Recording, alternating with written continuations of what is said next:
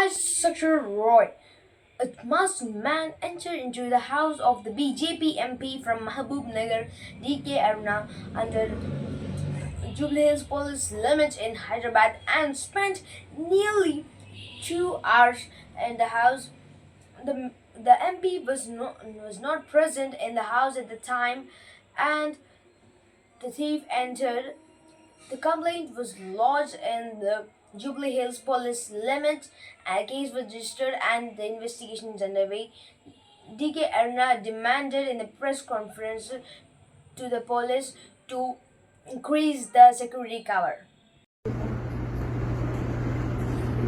Nandini, not kindergarten. ఎక్కడ ground flora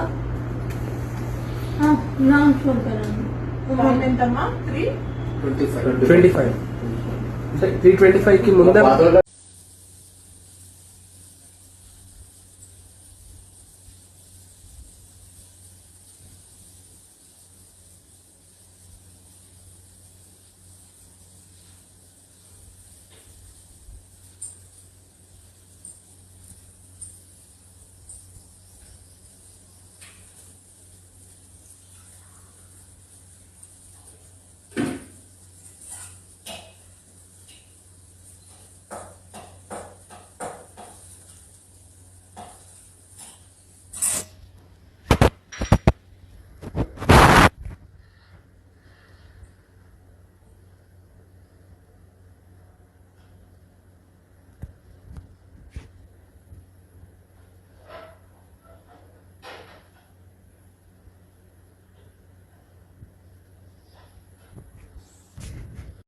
గారు ఉండే లేని 4 ఏళ్ళనే ముఖ్యమంత్రి కూడా ఉంటాడు.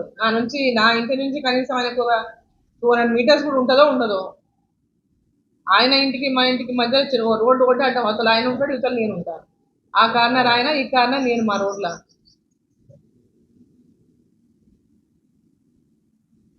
దొంగతనం చేసుకోండి. కానీ ఇక్కడ పాపరు మా మనమరాలు రూమ్లోకి పోయిండు.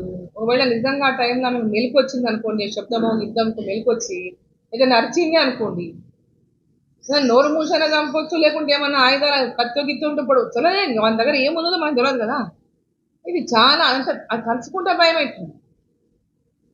దొంగ సెక్యూరిటీ వాళ్ళు ఎవరు లేరు. నేను ఉంటేనే సెక్యూరిటీ వాళ్ళు ఉంటారు. నేను లేకుండా ఇంటి దగ్గర ఎవరు, మా డ్రైవర్ తప్ప ఇంకెవరు ఉంటారు. నేను చాలాసార్లు కూడా నేను ఇంటి దగ్గర సెక్యూరిటీ కోసం కూడా అడిగినాను. ఎందుకంటే నేను ఎక్కువ టైం నేను కాన్స్టిట్యున్సీలోనే తిరుగుతుంటా. పార్లమెంట్ ఉంటే ఢిల్లీకి పోతుంటా. హైదరాబాద్లో ఉండేది చాలా అరుదు. ఎప్పుడైనా పోతే నైట్ పోతా, మళ్ళీ పొద్దున వస్తుంటా. సో దానికని ఇప్పుడు అక్కడ సెక్యూరిటీ అనేది చాలా అవసరం. నాకు సెక్యూరిటీ అనేది చాలా ఇంపార్టెంట్. ఎందుకంటే హాఫ్ ద టైం నేను మోస్ట్ ఆఫ్ ద టైం నెలలా 25 రోజులు బయటనే ఉంటా. 5 రోజులు ఇంట్లో ఉంటేనే ఉంటాను. నైట్ పూట, రాత్రుల పూట 25 రోజులు బయటనే తిరుగుతుంటుంది. ఇలా కనీసం 25 రోజులు బయట తిరుగుతుంటాను. సో ఈ సెక్యూరిటీ కూడా నాకు చాలా ఇంపార్టెంట్. ఎందుకంటే ఇంటి దగ్గర ఎవరు ఉండరు.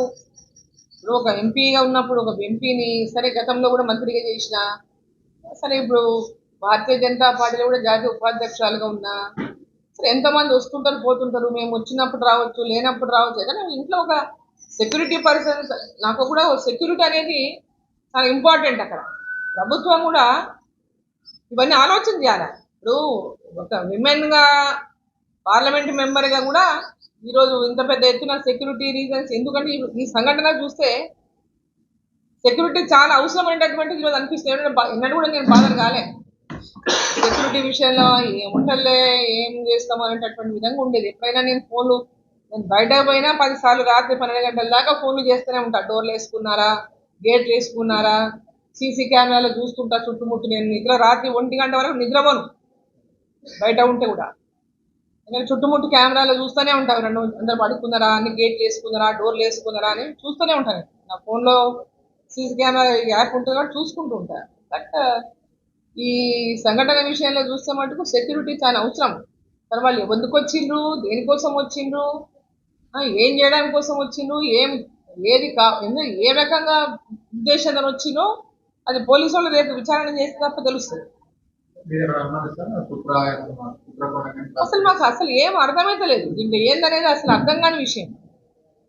ఇప్పుడు వాళ్ళు ఏమన్నారంటే ఇంట్లో ఇంతకుముందు ఎవరైనా పని చేసిన వాళ్ళు వెళ్ళిపోయిన వాళ్ళ గురించి అట్లాంటి వాళ్ళు ఏమన్నా నంబర్లు ఉంటే కూడా ఇవ్వని అన్నారు. అటువంటి నంబర్ కూడా ఇచ్చినాం మనం. సరే కానీ వాళ్ళు ఇంట్లో పని చేసి పోయిన వాళ్ళు వస్తే కూడా దొంగతనం కోసమే రావాలి కదా. ఎవరైనా వచ్చిపోయిన వాళ్ళు ఉంటాడు, దాని దొంగతనం కోసమే రావాలి. ఆ దొంగతనం ఏదైనా తీసుకుపోవాలి కదా వచ్చినోడు. ఏ దొంగతనం కాలేదు, ఏమి తీసుకుపోలేదు. సో దానికనే పెద్ద వరి ఇక్కడ. ఇప్పుడు ఆ మొత్తం సీసీ కెమెరాల వాళ్ళ తిరిగిన తీరు చూస్తే ఇల్లందరూ ఫస్ట్ ఫ్లోర్ సెకండ్ ఫ్లోర్ మొత్తం తిరిగేసిండు. ఎందుకోసం వచ్చిండు, ఎందుకు ఇవన్నీ చూసుకొని పోవాల్సి వచ్చింది? ఇంట్లో ఎవరు ఉంటారని వచ్చిందా, ఎంతమంది ఉంటారని వచ్చిందా, ఏముంటుందని వచ్చిందా, ఏది కోసం వచ్చిందో మాకు అర్థం కాలేదు. అవును ఏదో ఎత్తుకపోయిండు, టీవీ ఎత్తుకపోయిండు, లేకపోతే ఇంకేదో కంప్యూటర్ ఏదో ఎత్తుకపోయిండు, ఇంకేదో ఫోన్లు ఎత్తుకపోయిండు అంటే దొంగ వచ్చిండు తీసుకుపోయిండు. ఏదైనా అనుమాన డబ్బులు దొరికినాయి తీసుకుపోయిండు అంటే తీసుకుపోయిండు. కానీ ఇది చిత్రంగా ఉంది. ముఖ్యమంత్రి గారికి ఒకటే డిమాండ్ చేస్తున్నా, ముఖ్యమంత్రి గారు నా భద్రత గురించి ఆలోచించాలి. ఎందుకంటే గతంలో కూడా అంటే మా ఫ్యామిలీ హిస్టరీ కూడా తెలుసు. మా ఫ్యామిలీలో కూడా గతంలో మా ఫాదర్ మీద జరిగినటువంటి నక్సలైట్ల అటాక్ గురించి కూడా వాళ్ళకి తెలుసు. నేను ప్రస్తుతం ఉన్నటువంటి పొలిటికల్ ఇది మనం అనుకోవచ్చు, అంతా బాగుందని మనం అనుకోవచ్చు కాక, కానీ ఎక్కడో చోట మాకు మెరమెర అనిపిస్తుంటుంది సెక్యూరిటీ విషయంలో.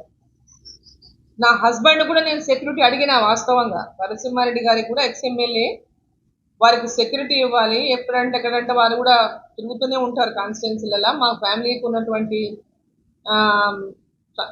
బ్యాక్గ్రౌండ్ చూసి మీ సెక్యూరిటీ ఇవ్వాలని కూడా కోర్టు లెటర్ కూడా ఇచ్చాను. ఇప్పటిదాకా వాళ్ళకి కూడా సెక్యూరిటీ ఇవ్వలేదు. సో నేను ముఖ్యమంత్రి గారికి కోరుతున్న ఇవాళ మా ఫ్యామిలీ సెక్యూరిటీ గురించి తక్షణమే మీరు చర్యలు తీసుకోవాలని చెప్పి మీ ద్వారా ముఖ్యమంత్రి గారిని కోరుతున్నాను. నా ఇంటి దగ్గర కూడా భద్రత ఏర్పాటు చేయాలని చెప్పి నేను ముఖ్యమంత్రి గారిని కోరుతున్నాను.